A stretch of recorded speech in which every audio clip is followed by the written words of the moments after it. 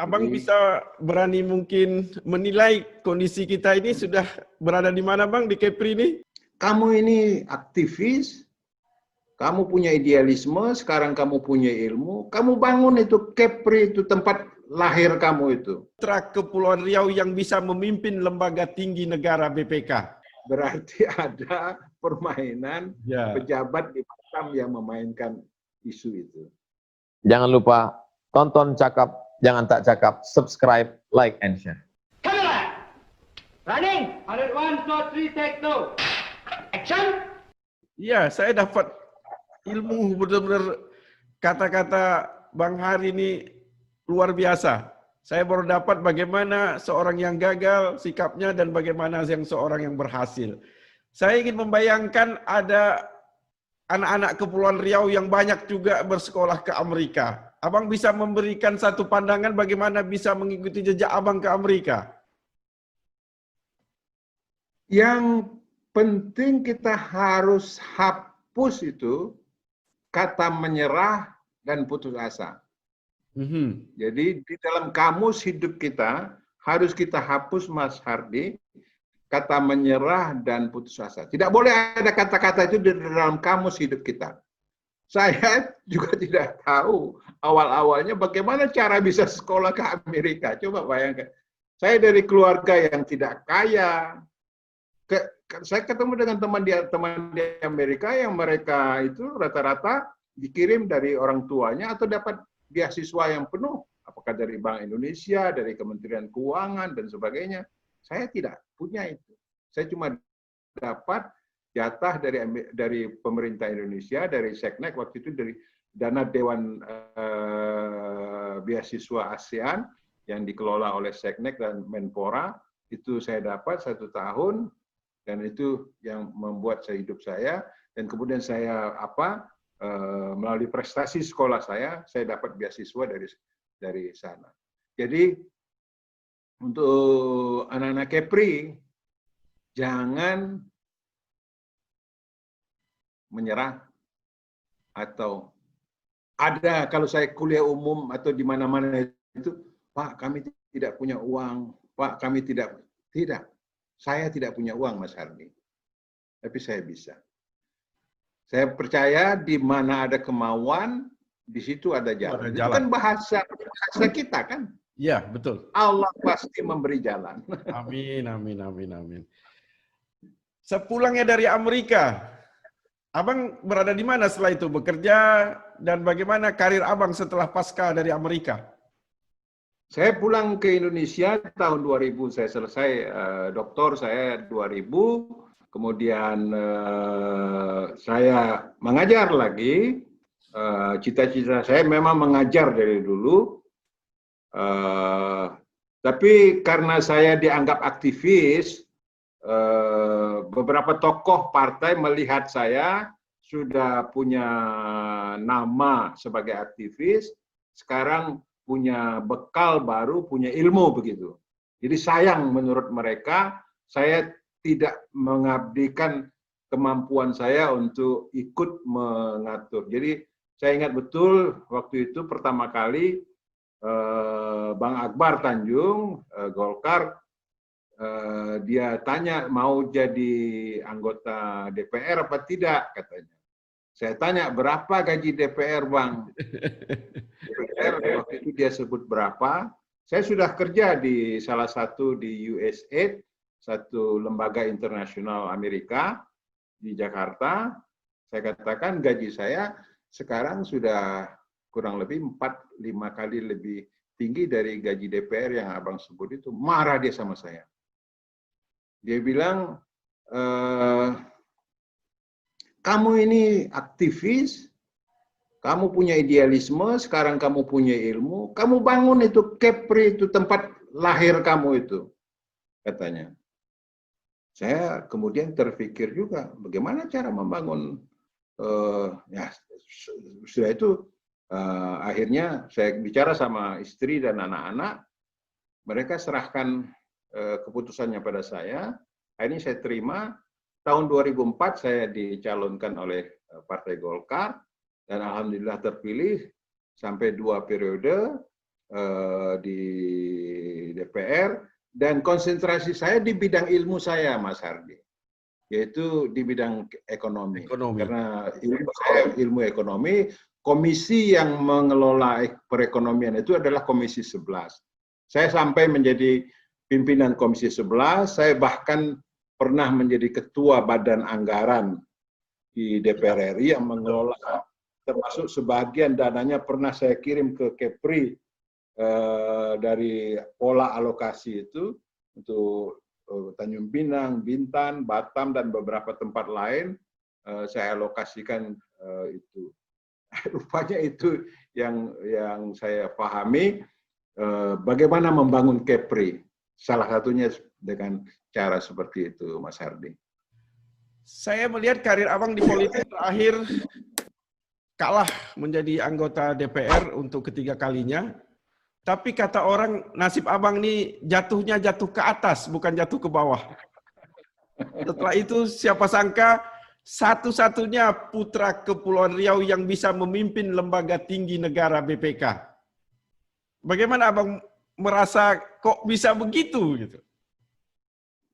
Saya waktu tidak terpilih di tahun 2014, betul-betul saya merenung kembali hidup saya. Mungkin barangkali Tuhan meminta saya untuk kembali ke perguruan tinggi.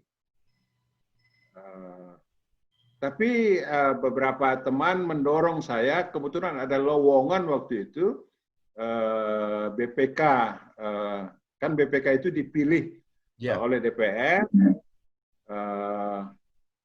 kebetulan komisi saya juga, komisi 11, nah saya akhirnya maju dengan persetujuan teman-teman dan partai, dan akhirnya terpilih di komisi 11, disahkan oleh Presiden, lalu kita 9 orang anggota BPK itu, karena memilih pimpinan BPK itu 9 itu, nah mayoritas memilih saya sebagai ketua. Saya sama sekali tidak pernah berpikir untuk pernah menjadi ketua BPK. Itu barangkali jalan Tuhan, Mas Hari, kepada saya. Dan ternyata BPK ini sama saja dengan bidang ilmu saya, yaitu keuangan negara. Cuma kalau dulu perencanaannya di DPR, sekarang di BPK pemeriksaan. Jadi tidak jadi anggota DPR malah sama setara dengan menjadi ketua DPR. Karena ketua BPK sama-sama ketua lembaga tinggi negara. Saya Itulah itu. Iya, itu namanya jatuh ke atas, Bang, bukan jatuh ke bawah dia. Saya hanya ingin mendengar Abang masih anggota BPK. Apa yang Abang dapat ceritakan persepsi Abang terhadap WTP? Suatu daerah ataupun suatu instansi dinyatakan WTP. Itu bagaimana sebenarnya, Bang? Karena ini kan WTP. Ya. WTP itu adalah opini tentang kewajaran pengelolaan keuangan. Itu diperiksa oleh auditor kita. Jadi kami-kami ini yang sebagai pimpinan tidak memeriksa.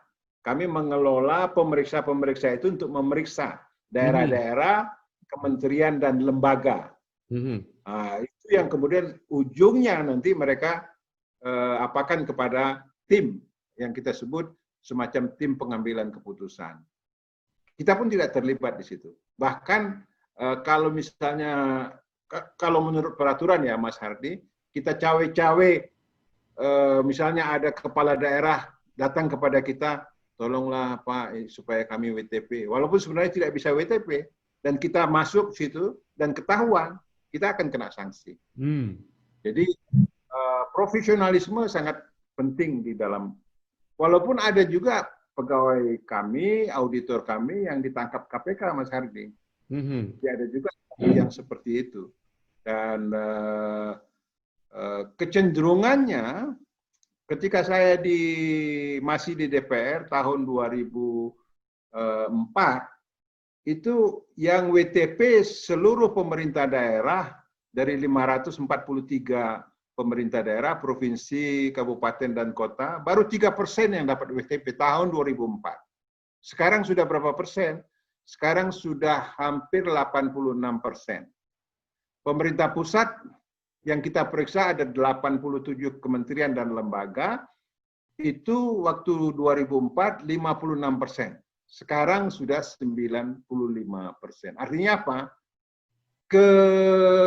Kesadaran pengelola keuangan, yaitu kepala daerah dan para menteri itu makin hari makin baik. Baik, ya. Itu. Dan tetapi ada juga di beberapa tempat gubernurnya provinsinya WTP, gubernurnya ditangkap KPK, itu kan. Bupatinya WTP, kabupatennya WTP, bupatinya ditangkap oleh KPK. Itu wilayah yang berbeda. Yang kita periksa adalah pelaksanaan yang sudah selesai, anggaran dari 1 Januari sampai 31 Desember. Dia ditangkap KPK, itu anggarannya belum kita periksa, Mas Hadri. Kita tidak tahu. Sebenarnya pola seperti inilah yang terjadi dalam konteks, jadi kenapa orang kemudian mencampur adukan antara korupsi dan sebagainya dengan WTP, ya. Itu seolah-olah ini sesuatu yang bersamaan, padahal berbeda. Nah, kita sudah ingatkan kepada pemerintah, baik itu kementerian dan pemerintah daerah, hati-hati dalam mengelola anggaran. Karena kalau kita terima saja, apakah itu suap, apakah itu pemberian gratifikasi atau sebagainya, maka itu sesuatu yang kejadian pada saat itu dan belum kita periksa. Sehingga tidak mempengaruhi. Kalau kemudian apa syarat untuk WTP itu, misalnya dari 100 miliar belanja pemerintah daerah, 3% tidak dapat dipertanggungjawabkan, berarti 3 miliar itu masih bisa WTP. Tapi kalau 4%, 4 miliar itu tidak dapat dipertanggungjawabkan, maka tidak bisa WTP. Tapi kalau 3% tadi tidak dapat dipertanggungjawabkan, dan kita betul-betul ada auditor kita mengatakan, Pak, ini ada 1 rupiah uang ini korupsi, maka walaupun 3% tidak dapat dipertanggungjawabkan, kita tidak bisa memberikan juga WTP. Itu prinsip pemberian WTP di dalam opini BPK. Saya penting menanyakan itu supaya meluruskan persepsi antara WTP dan kejadian korupsi. Karena selalu orang bilang, sudah WTP kok masih ada koruptor. Dan bisa saja orang menganggap, di situ BPK bagaimana? Kan begitu, Bang.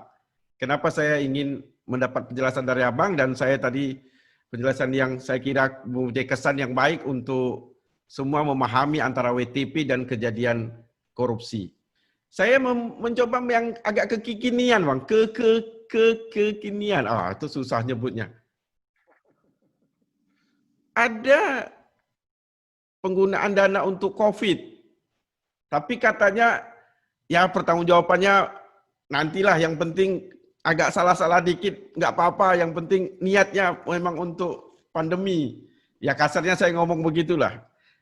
Dalam persepsi BPK itu bagaimana? Apa bisa pada saat satu musim pandemi, katakanlah pemerintah bisa mendahulukan pekerjaan tanpa mengikuti aturan-aturan yang membenarkannya?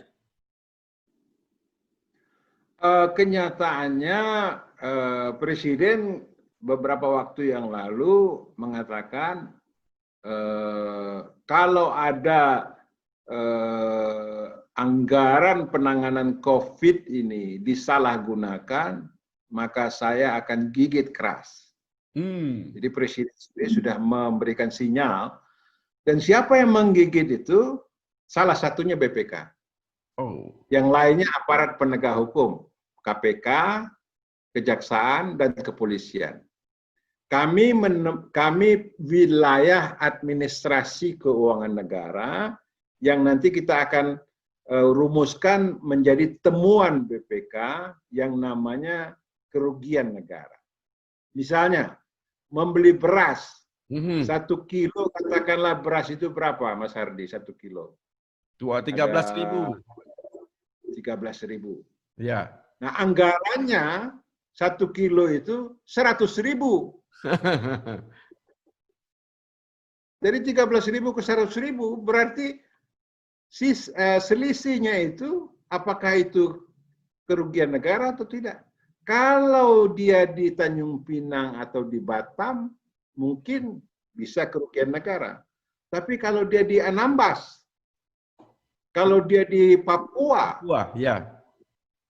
kan beda harganya karena ada faktor transportasi yang mahal. Jadi pemeriksaan kita juga melihat kondisi harga pasar setempat termasuk dengan ongkos-ongkos. Jadi yang 13.000 di Jakarta, 13.000 di Batam, mungkin di Papua, mungkin di Palu, mungkin di Bolang Mongondo atau di Anambas itu lebih mahal karena faktor transportasi. Dan itu kita tidak sebut sebagai kerugian negara. Tapi kalau di Batam 13.000 ada kemudian anggaran pembelian beras untuk bantuan sosial dengan 1 kilo 100.000, Itu berarti kerugian negara. ada permainan Ya. pejabat di Batam yang memainkan isu itu. Tadi kita awal cerita ke Kepulauan Riau, kampung kita Bang, Abang kecil di sana, dan Abang sekarang sudah besar dan jadi pembesar. Bagaimana Bang melihat Kepri saat ini Bang? Saya melihat Kepri memang harus menjadi concern kita. Saya tidak akan pernah bisa melupakan Kepri sampai saya mati, Mas Hardi. Saya dengan jabatan saya sekarang, maupun dulu waktu DPR, saya selalu concern bagaimana ikut membantu membangun Kepri. Jadi sekarang ini sebagai BPK ya adalah memberikan konsultasi, membina pejabat-pejabat di Kepulauan Riau untuk memperhatikan soal-soal pengelolaan keuangan negara. Tapi tidak cukup ternyata WTP. Saya mengusulkan sesuatu yang baru karena Undang-Undang Dasar kita itu mensyaratkan soal anggaran ini 3 hal. Pertama, pengelolaan anggaran itu mesti terbuka. Yang kedua, mesti bertanggung jawab. Ini yang transparan dan accountability yang selalu disebut sebagai governance, itu yang kemudian ujungnya saya sering sebut sebagai opini WTP. Jadi sudah governance itu bisa dilihat dari WTP-nya. Tapi yang ketiga, Undang-Undang Dasar mengatakan bahwa setiap rupiah harus dimanfaatkan sebesar-besarnya untuk kemakmuran rakyat. Kemakmuran rakyat, benar Bang. Apa definisi kemakmuran rakyat? Itu sudah dirumuskan di dalam Undang-Undang APBN, yaitu menurunnya kemiskinan, menurunnya pengangguran, menurunnya Gini rasio, naiknya indeks pembangunan manusia. Apakah anggaran di Kepri itu bisa mampu menurunkan angka kemiskinan? Walaupun dia di beberapa provinsi saya melihat dia WTP terus, tapi kemiskinan naik juga. Dia WTP terus, tapi pengangguran naik juga. Menurut saya, daerah itu tidak berhasil melaksanakan amanat Undang-Undang Dasar 1945. Jadi dia boleh kalau mau lebih apanya, dia mengkhianati amanah Undang-Undang Dasar karena anggaran yang dipercayakan kepada dia tidak membuat rakyat berkurang kemiskinannya, tidak membuat rakyat menurun angka penganggurannya. Abang bisa berani mungkin menilai kondisi kita ini sudah berada di mana Bang di Kepri ini? Menurunkah atau baik-baik saja? Atau kira-kira bagaimana Kepri kita Bang? Saya kira kalau dilihat dari indikator kesejahteraannya, di beberapa daerah memang lebih baik Kepri. Tapi kalau dibanding pertumbuhan antar tahun di Kepri sendiri, kayaknya masih seperti jalan kura-kura begitu. Lambat. Jadi harus didorong terus. Pemerintah provinsi, pemerintah kabupaten kota harus terus didorong. Kita semua harus mendorong, termasuk Mas Hardi, saya, dan kitalah semuanya. Supaya pemerintah daerah betul-betul concern dan fokus apa yang dimaksud dengan kesejahteraan rakyat. Betul. Itu. Saya tidak mungkin mengajak abang balik kampung untuk jadi gubernur Kepulauan Riau. Karena jabatan yang pernah abang pimpin dan sekarang abang pimpin melewati daripada jabatan itu. Tapi kalau boleh saya ingin mendapat pesan dari abang. Pemimpin Kepulauan Riau yang kita harapkan itu yang bagaimana bang untuk menjadi seorang gubernur? Kalau saya boleh berpendapat Mas Hardi, seorang gubernur itu jelas-jelas dia harus menjelaskan kepada masyarakatnya, masyarakat kita, ketika saya jadi gubernur, angka kemiskinan akan turun. Tidak lagi orang mati karena miskin. Saya ingat di zaman Khalifah Umar bin Khattab, dia setiap malam keliling daerah dan ketemu dengan orang miskin, ibu-ibu sedang memasak dan dilihat yang dimasak batu. Si ibu ini tidak tahu yang datang itu Khalifah Umar. Umar bin Khattab, ya. Lalu,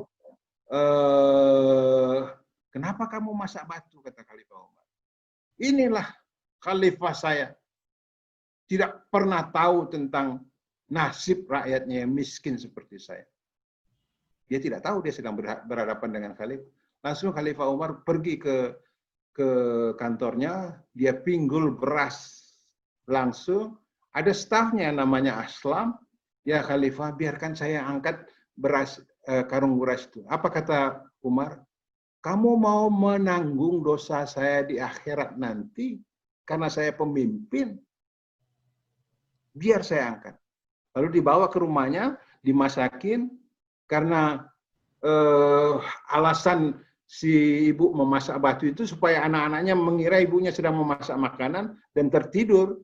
Nah sekarang dimasakin oleh Khalifah Umar, dan setelah selesai anaknya makan, dia sampai kepada ibu tadi, dia bilang, ibu besok datang ke kantor Khalifah, sampaikan ibu seperti ini, dan insya Allah Khalifah akan mendengar.